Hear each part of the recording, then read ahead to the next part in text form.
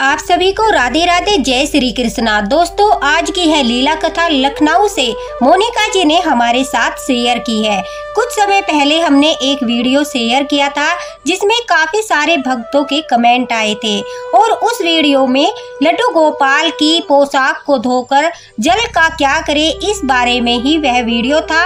वह लड्डू गोपाल की पोशाक से रिलेटेड था। सभी भक्तों ने अपने अपने मत रखे, अपनी अपनी राय बताई और काफी भक्तों ने जो है इस बात पर पूरा ध्यान केंद्रित करते हुए अपने लड्डू गोपाल की सेवा में दोस्तों इस नियम को अपनाया। उसी वीडियो में मोनिका जी का भी कमेंट आया था। फिर उन्होंने हमारे साथ अपनी यह लीला कथा फेसबुक पर शेयर की, जो आज मैं आप लोगों के साथ शेयर करने वाली हूँ। तो ध्यान से लीला कथा को अवश्य ही सुनना।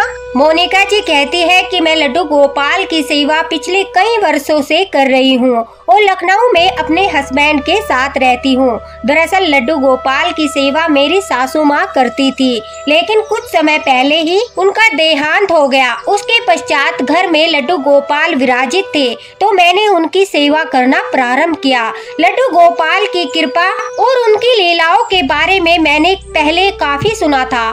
मैंने सुना था कि जो भक्त लड्डू गोपाल की सेवा करते हैं, लड्डू गोपाल उनके साथ लीलाएं करते हैं, उन्हें संकेत देते हैं। काफी कुछ मैंने लड्डू गोपाल की सेवा के बारे में सुना था। मैंने भी नियमों के साथ लड्डू गोपाल की सेवा करना शुरू कर दिया। जितना मुझे आता था, जितना मुझे पता था, सुबह को लड्डू गोपाल को जगाना है, स्नान कराना है, 3 समय भोग लगाना है, शाम को विश्राम कराना है। जितना मेरी सासू माँ करती थी उसी प्रकार से मैं भी ठाकुर जी की सेवा करने लगी। जितना मुझे हो पाता था उतनी ही मैं ठाकुर जी की सेवा करती थी। ज्यादा कुछ मुझे लड्डू गोपाल की सेवा के बारे में नहीं पता था, इसलिए मुझसे काफी सारी जाने अनजाने में भी भूल हुई। न तो मुझे ठाकुर जी के स्नान जल के बारे में कोई ज्ञान था और न ही मुझे ठाकुर जी की पोशाक को धोने के बारे में कोई ज्ञान था।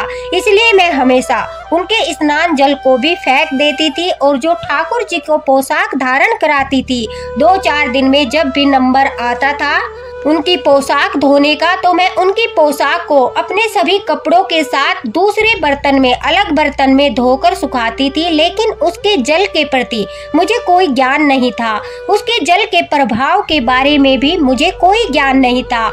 मोनिका जी कहते हैं मैं वहीं पर जहाँ पर बाकी सारे कपड़े धोती थी, वहीं पर लड्डू गोपाल के कपड़े धोकर वो जल भी वहीं गिरा देती थी। ठाकुर जी के जो बर्तन होते थे पूजा पाठ के, वो भी सभी बर्तनों के साथ धोकर वो पानी भी मैं ऐसे ही सभी बर्तनों के साथ गिरा देती थी। मुझे कुछ भी नियमों के बारे में नहीं पता था। मोनिका जी कहती है कि इसी प्रकार से मैं ठाकुर जी की सेवा कर रही थी और मुझे आए दिन लगता था कि लड्डू गोपाल मेरे साथ कोई लीलाएं क्यों नहीं करते, ठाकुर जी जो है वो सौपन में दर्शन क्यों नहीं देते। सभी लोग कहते हैं ठाकुर जी सौपन में दर्शन देते हैं, बड़ा सुंदर रूप है उनका, ठाकुर जी लीलाएं करते हैं। और घर में भी जब लड्डू गोपाल की सेवा होती है तो हमारे घर में उनकी कृपा होना शुरू हो जाता है। लेकिन मोनिका जी कहती है मेरे जीवन में ऐसा कुछ भी नहीं हुआ, न ही कभी मुझे कोई संकेत मिला, न ठाकुर जी के सौपन में दर्शन हुए और न ही कभी लड्डू गोपाल की कृपा हुई। इससे मुझे आभास होता कि हाँ सचमुच लड्डू गोपाल की सेवा करने से बहुत ज्यादा कृपा होती है। अब मोनिका जी कहती है सेवा करते करते पूरा 1 वर्ष बीत गया, लेकिन फिर भी मुझे कोई अनुभूति नहीं हुई। मोनिका जी कहती है कि अब मेरा मन जो है थोड़ा सा दुखी होने लगा था, क्योंकि काफी सारे लोगों से मैं लड्डू गोपाल की लीलाएं सुनती थी। YouTube पर भी काफी लड्डू गोपाल की लीलाओं के बारे में सुना, लेकिन मुझे यही लगता था कि न जाने कहाँ भूल हो रही है, क्या चूक हो रही है, जिस कारण से मेरे ऊपर कृपा नहीं होती। ठाकुर जी सौपन में दर्शन भी नहीं देते और ठाकुर जी कोई अनुभूति भी नहीं कराते। मोनिका जी कहती है कि एक दिन YouTube पर स्क्रॉल करते करते मुझे आपका वीडियो मिला, जिसमें मैंने लड्डू गोपाल की पोशाक को धोकर उनके जल का क्या करना चाहिए, किस प्रकार से सावधानी बरतनी चाहिए और किस प्रकार से ठाकुर जी की पोशाक को धोकर सुखाना चाहिए, इस बारे में मेरा मार्गदर्शन हुआ। उसके पश्चात मोनिका जी कहती है, मैंने भी इस नियम को अपने लड्डू गोपाल की सेवा में अपनाया। पहले मैं लड्डू गोपाल की पोशाक को धोकर वो जल वहीं पर नाली में फेंक देती थी, जिसके कारण से मेरे ऊपर कृपा नहीं हो रही थी। मेरे घर में आर्थिक समस्याएं थी, मेरे घर में काफी ज्यादा तंगी थी। माता लक्ष्मी का वास भी मेरे घर में बिल्कुल नहीं था। मेरे पति जितना भी कमाते थे सब घर खर्च में, बीमारी में इस तरह से लग जाता था कि हमें पता ही नहीं चलता था। ऐसा लगता था मानो जीवन में बहुत सारी समस्याएं हैं, हम कभी भी जो है अपने लिए धन की बचत नहीं कर पाएंगे, क्योंकि हमारे घर में जब भी धन आता था उसके पश्चात खर्चे इतने अधिक थे कि वो धन इतने में ही खर्च हो जाता था, बरकत नहीं थी बिल्कुल भी, घर में धन रुकता ही नहीं था। अब मोनिका जी कहती है कि मैंने फिर लड्डू गोपाल की सेवा में इस नियम को अपनाना शुरू किया। लड्डू गोपाल के स्नान जल को रोज प्रसाद के रूप में ग्रहण करने लगी और जो जल रोज मैं फेंक देती थी अब उस जल को मैं पौधों में विसर्जित करने लगी। लड्डू गोपाल की पोशाक को धोकर जो उसका जल होता था उसे पौधों में विसर्जित करने लगी। अब जल को मैं नाली में नहीं बहाती थी।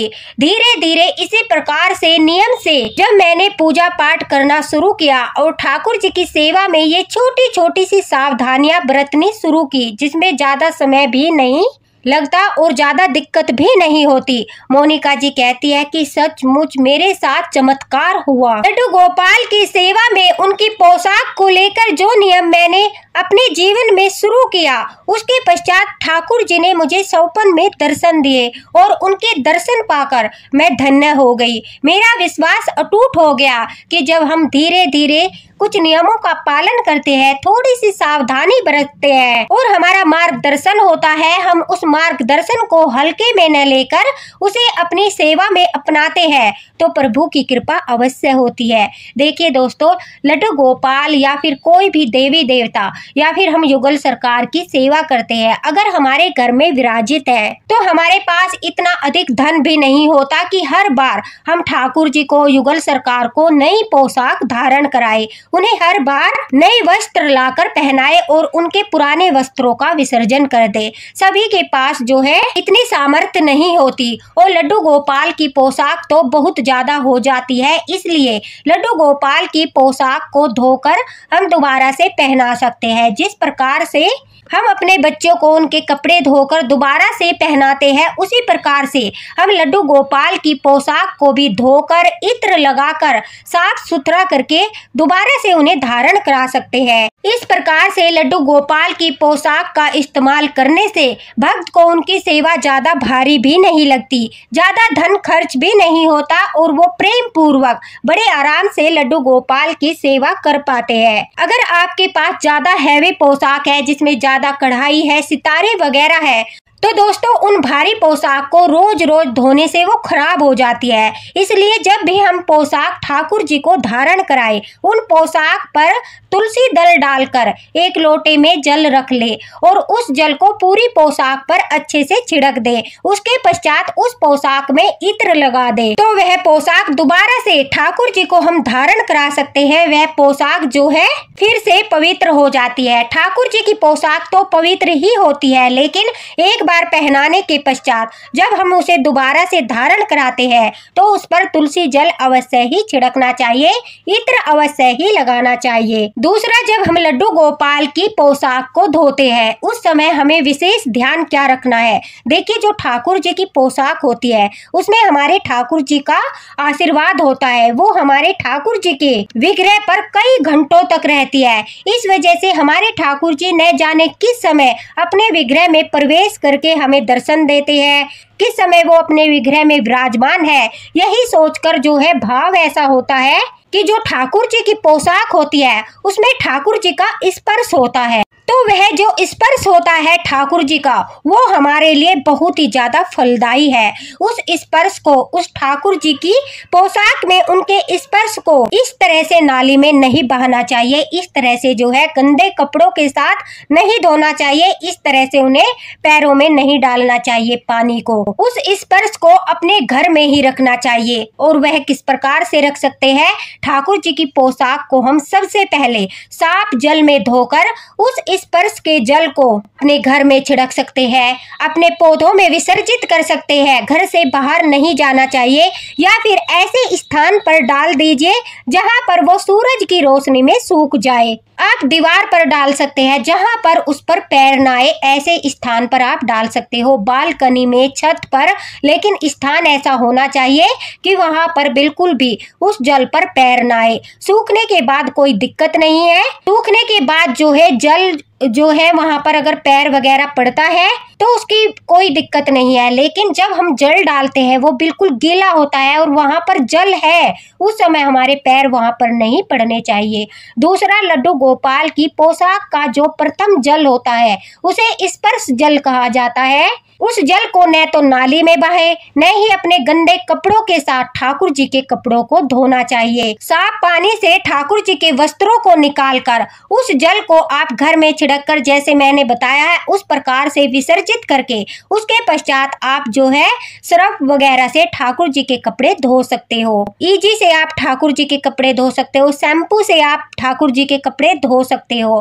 कपड़ों को धोकर अलग स्थान पर आप जो है जहाँ पर सुखाते हैं उस स्थान को भी गीले कपड़े से अच्छे से साफ करके सुखाना चाहिए। ध्यान रखना चाहिए कि वहां पर आपका कोई जो है ऐसा वस्त्र ना सूखा हो जो आप मासिक धर्म में यूज करते हो, जैसे कि हम अंडरगारमेंट्स पहनते हैं, अंडरवियर वगैरह ये पहनते हैं, ये सब चीजें वहां पर सूखी हुई न हो। वहां पर सिर्फ ठाकुर जी के कपड़े हो और जो हमारे रोज के कपड़े हैं उनसे थोड़ी दूरी पर ठाकुर जी के कपड़े आराम से अलग से सुखाने चाहिए। और उसके पश्चात ठाकुर जी के कपड़ों में इत्र अवश्य ही लगाना चाहिए ताकि हल्की हल्की सुगंध आए। ठाकुर जी को इत्र की सुगंध बहुत ज्यादा प्रिय है। अगर आपके पास इत्र नहीं है तो आप ठाकुर जी के वस्त्रों को साफ पानी में थोड़ा सा गुलाब जल डालकर उस पानी से निकाल दीजिए और फिर सुखा दीजिए। उसमें गुलाब जल की खुशबू रहेगी, वो भी ठाकुर जी को बहुत अधिक प्रिय है। और गर्मी के मौसम में तो इत्र और गुलाब जल की सुगंध ठाकुर जी को बहुत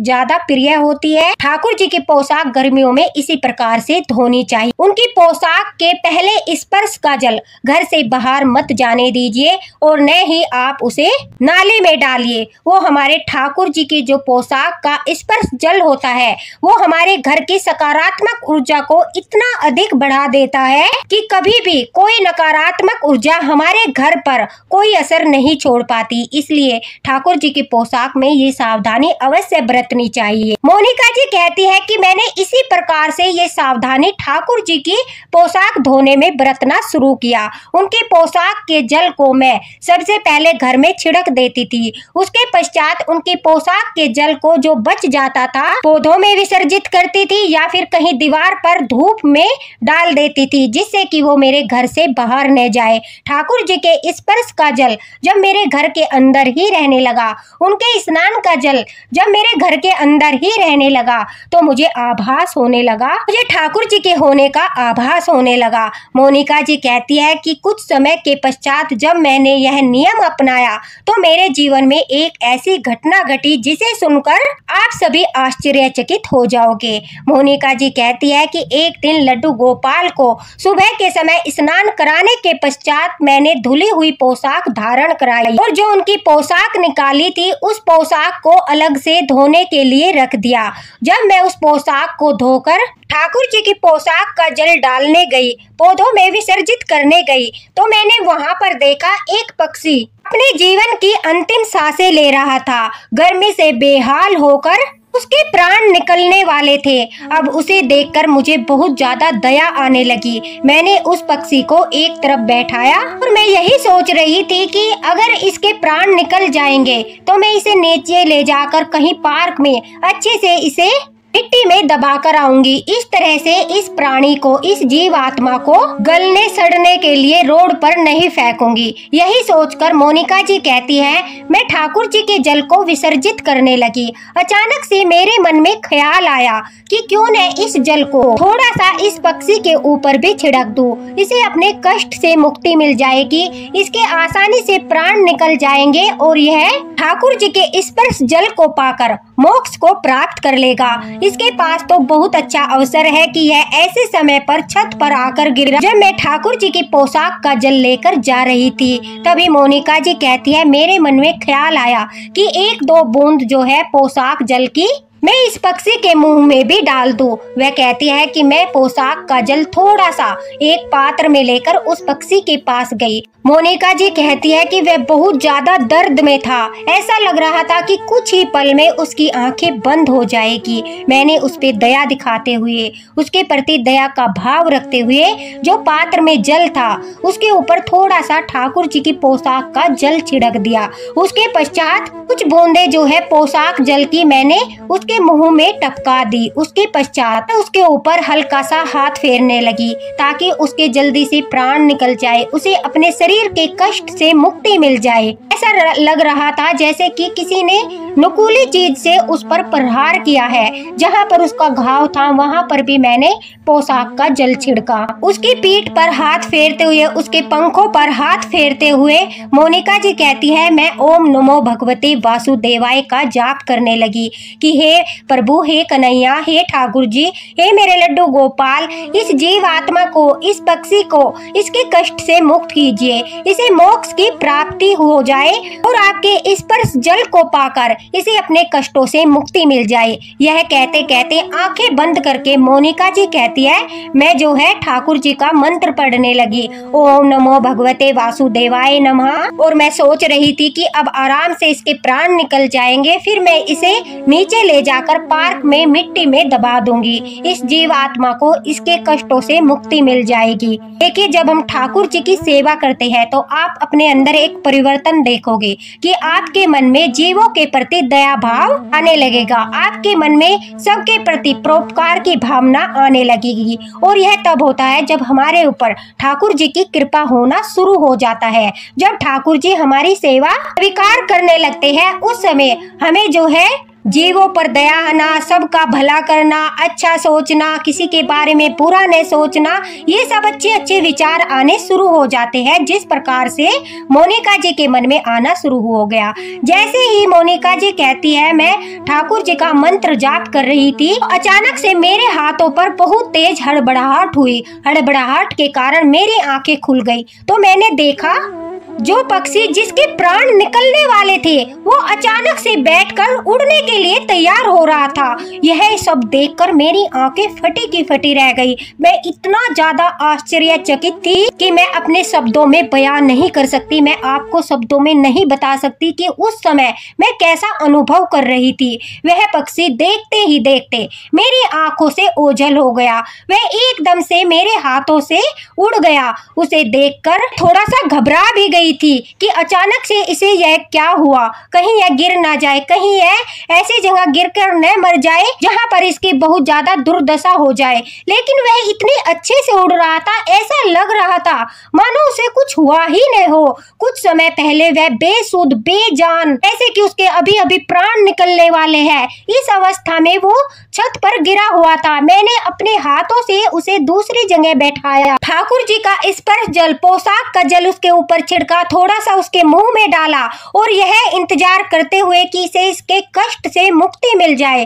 ओम नमो भगवते वासुदेवाय का जाप करते हुए उसके पंखों पर, उसकी पीठ पर हाथ फेरकर सहलाने लगी। और अचानक से इतना बड़ा चमत्कार देखकर मेरे रोंगटे खड़े हो गए। मोनिका जी कहती है कि मुझे फिर विश्वास हो गया कि हमारे ठाकुर जी की ये पोशाक का जल कोई साधारण जल नहीं है, यह तो बहुत ही चमत्कारी और बहुत ही फलदायी और बहुत ही शक्तिशाली जल है जो मरते हुए पक्षी में प्राण फूंक सकता है। भला उस जल को हम किस प्रकार से थाली में बहा देते हैं, यह कितनी बड़ी मूर्खता है, यह कितना बड़ा पाप है। इसी कारण से हमारे साथ जो कुछ थोड़ी थोड़ी भूलें होती है, हमें ठाकुर जी की कृपा प्राप्त नहीं होती और इन छोटी छोटी गलतियों के कारण ही हम ठाकुर जी के इतने बड़े आशीर्वाद से वंचित रह जाते हैं। दोस्तों, सच बताऊं तो जब मोनिका जी ये लीला कथा मुझे शेयर कर रही थी, उस समय मेरे सारे रोंगटे खड़े हो गए थे कि ठाकुर जी के स्पर्श जल से, पोशाक के जल से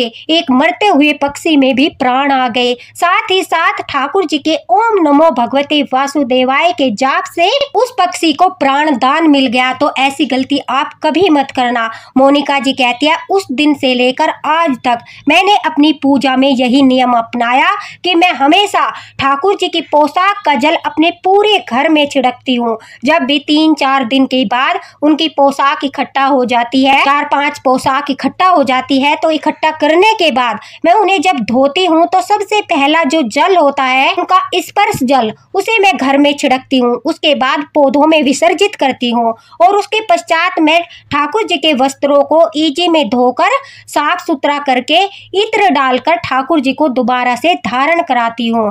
मोनिका जी कहती है उसी दिन से मेरे घर में तो ठाकुर जी की भरपूर कृपा बरसने लगी। उसी दिन से हमारे घर में धन की इतनी बचत होने लगी कि पूरा महीना हम खुलकर खर्च करते हैं, अच्छे से खर्च करते हैं और लास्ट में मंथ के हम धन की बचत भी कर लेते हैं। ठाकुर जी की अपार कृपा होना शुरू हो गया। ठाकुर जी के सौपन में दर्शन भी हुए और ठाकुर जी ने मेरे जीवन में यह सबसे बड़ी लीला, सबसे आश्चर्यजनक लीला उनकी पोशाक जल के प्रति सावधानी बरतने के पश्चात पहली बार हुई। ठाकुर जी की यह लीला देखकर मैं बहुत आश्चर्यचकित थी। मैंने सभी लोगों को इसके बारे में बताया तो सभी कहने लगे कि ठाकुर जी का नाम ही इतना फलदायी है, फिर उनके स्पर्श का जो जल होता है वो कितना फलदायी होता है। इसलिए कभी भी भूल कर भी ठाकुर जी के स्नान जल को, ठाकुर जी के पोशाक जल को आप नाली में न बहाए। आप गंदे कपड़ों में उनकी पोशाक को न धोए। बाकी पोशाक के बारे में आपको पता ही चल गया। ठाकुर जी के स्नान जल की वीडियो भी हमने आप लोगों के साथ शेयर की है, तो कृपा करके आप इन सब बातों को ध्यान रखते हुए, छोटी छोटी बातें हैं जिनमें इतना ज्यादा समय नहीं लगता, बस ध्यान देने की आवश्यकता है। फिर देखना ठाकुर जी किस प्रकार से कृपा करते हैं। ठाकुर जी का हर एक आशीर्वाद आपके घर में ही रहेगा और आप पर कृपा होती रहेगी। मोनिका जी कहती है कि मेरे जीवन में तो ठाकुर जी की अब बहुत कृपा है। मैं पूरे मन श्रद्धा भाव से, प्रेम से उनकी सेवा करती हूँ। जितना मुझसे हो सकता है उतना मैं नियमों का पालन करती हूँ, लेकिन इन छोटी छोटी चीजों का ध्यान अवश्य रखती हूँ ताकि मेरे ठाकुर जी का, मेरे लड्डू गोपाल का आशीर्वाद पाने का एक भी अवसर चूक न जाए। तो देखिए दोस्तों, मोनिका जी ने कितनी अच्छी लीला कथा हमारे साथ शेयर की, जिसके माध्यम से हमें ठाकुर जी की पोशाक के जल का, स्पर्श जल के महत्व के बारे में पता चला कि कितना ज्यादा शक्तिशाली है हमारे ठाकुर जी की पोशाक का जल, जिसने एक मरते हुए पक्षी में भी प्राण डाल दिए। तो दोस्तों, इस वीडियो को ज्यादा से ज्यादा शेयर कर देना ताकि सभी लड्डू गोपाल भक्तों तक यह वीडियो पहुंचे। और जो भक्त जिन्हें नहीं पता है, जिन तक मेरा पहला वीडियो नहीं पहुंच पाया है पोशाक धुलने वाला, इस वीडियो के माध्यम से उन बाकी भक्तों का भी मार्गदर्शन हो जाए और ठाकुर जी के स्पर्श जल को वो इस तरह से नाली में न बहाए, कृपा प्राप्त करें। अगर आपको वीडियो पसंद आया हो तो लाइक भी अवश्य ही कर देना। कमेंट बॉक्स में अपनी राय अवश्य बताना कि क्या आपके साथ भी ठाकुर जी की कोई इस प्रकार की लीला हुई है, कोई चमत्कार हुआ है। साथ ही साथ आप अगर कुछ पूछना चाहते हो वो भी आप कमेंट बॉक्स में निसंकोच पूछ सकते हो, आपको तुरंत रिप्लाई मिलेगा। और मोनिका जी का बहुत बहुत धन्यवाद कि उन्होंने लखनऊ से हमारे साथ इतने बड़े चमत्कार की लीला कथा शेयर की। दोस्तों, इसी के साथ राधे राधे, हरे कृष्णा। मिलते हैं अगले वीडियो में अगली लीला कथा के साथ। ठाकुर जी की कृपा आप पर और आपके परिवार पर बनी रहे। राधे राधे, हरे कृष्णा।